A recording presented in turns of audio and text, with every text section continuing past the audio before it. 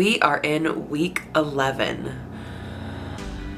I did really good this week. I stayed within my points. I exercised. I did everything I needed to, and I'm still not under 240. I know I've been super positive this whole time, but it's just really hard to be positive today because I've worked so hard for the past 11 weeks and I can't even get down 10 pounds, and it's very discouraging. I'm not gonna stop though. I'm gonna keep going. I'm gonna keep going for me and for you guys.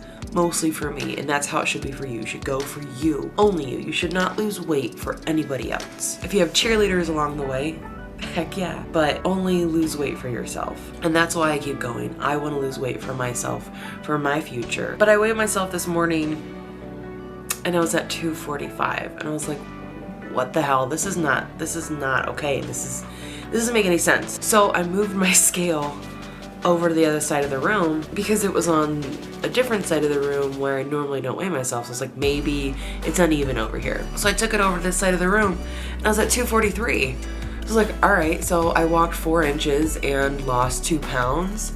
I guess what I'm trying to say is it's hard to keep track of your weight on just a scale level. Unfortunately, I did not do any measurements or anything like that when I first started, but I plan to do them this week. And I don't know if I'm gonna share my measurements with you guys because that's a lot of crazy details, but I will keep them so later on in the future I can be, tell you how much weight and how many inches I may have lost. I really thought I was gonna be down some more because I've noticed myself, like I looked in the mirror and I was like, oh, I'm slimming down a little bit. I can tell my stomach isn't as bulgy. My face is a little bit thinning out from, I've looked at previous pictures from months ago. And I was like, okay, maybe there is a difference. Something is happening for sure. But it's just very discouraging when you just look at it on a scale level. So we need to try and tell ourselves, which is very hard to do, not to look at it on a scale level and to look at it as an overall whole. So I'm gonna be taking my measurements and I'm gonna be jotting those down, keeping them as a record, and then later on seeing how much I lose in inches as well. Because I have been working out. Like this week, I have this 10-pound weight that I've had by my desk, and I've been doing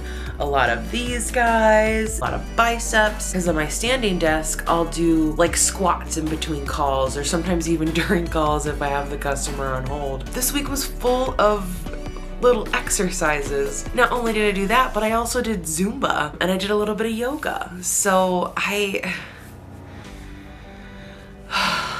it's just discouraging. I'm gonna keep going. I'm not gonna stop. This isn't something that's gonna be a setback. I'm not gonna let it be a setback. I'm just gonna keep striving. I'm gonna keep going within my points. Another thing that I found out on the Weight Watchers plan, if you just scan the food, because you can scan the barcode, it's taking into consideration the calories and not all the ingredients.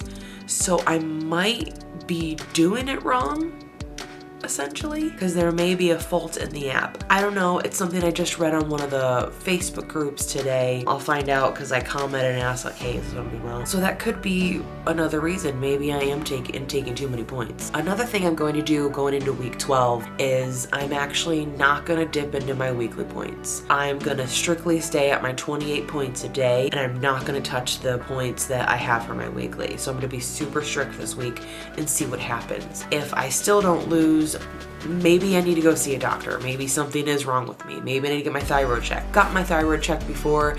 It was underactive, but it wasn't to the point where they need to give me medicine. It was really close, but it wasn't there. So maybe I need to get that checked again, because thyroid problems do run in my family. It is a genetic thing. Anyways, I wanted to kind of talk to you guys about the body today and how much it actually changes. Every 7 to 10 years, your entire body changes. I know it sounds really weird and crazy because 7 years in a lifespan isn't that long of a time. Your body produces 25 million new cells every day. Found out the body contains 100 trillion cells, which is like 12 zeros or some crazy stuff. Every 7 years, your body has changed every cell in your body, and your body is completely different. It was something crazy to think about. So every 7 to 10 years, you're a completely different being. You have completely new cells than you did 7 years ago, or 7 to 10 years ago. If you've noticed that you have like certain allergies or something that you used to not have reactions to, anything like that, on a cellular level, you've changed. I used to not have allergies at all. I was allergic to nothing when I was younger. In my 30s, like 25 to like now in my 30s, I'm allergic to something. I think it's maybe perfumes. I don't know, and it sucks because I love perfumey stuff. I love wearing perfumes. I love my house smelling like pretty flowers and fruity stuff. So, and that's why I'm like, I've been stuffed up. I literally have been going through these allergy spits, and I promise you it's not COVID, okay? It's all allergies, and it sucks. But my body has changed every 7 years. So if you think about it, by the time you're 30, your body has changed 4 times. That's ridiculous. Your cells have completely rejuvenated 4 times by the time you're 30. That's nuts to think about. I'm keeping at it. You keep at it. We'll keep at it together. Oh God, my sneeze was stolen from me by a ghost. Oh, it sucked. I'm also really mad because I won a really nice Michael Kors watch. I had to change the bands on it because it was messing with my wrist, and they were really thick bands, so I got a thinner band. But it is the Michael Kors watch. It's really nice, but I got a new phone and it's not compatible with my phone, so very happy about that, because I really wanted to start counting my steps.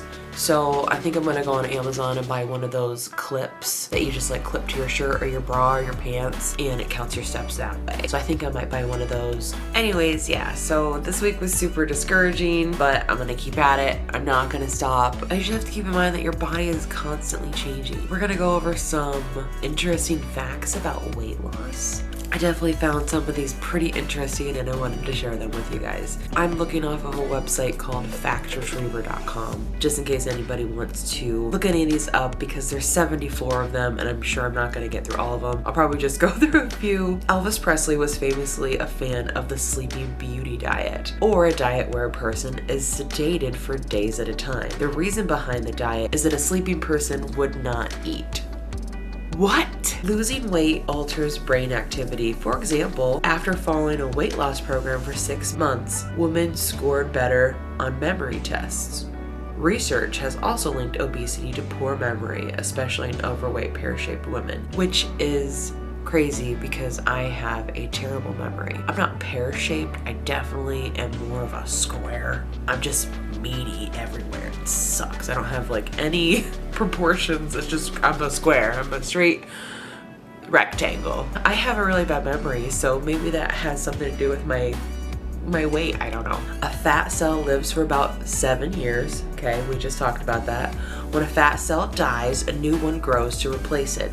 The body keeps track of how many fat cells it has, as well as the amount of fat in each cell. If fat cells are removed by liposuction, for example, the body compensates by growing new fat cells in other areas of the body. Losing weight alters brain activity. For example, after following a weight loss program for 6 months, oh, I just said that one.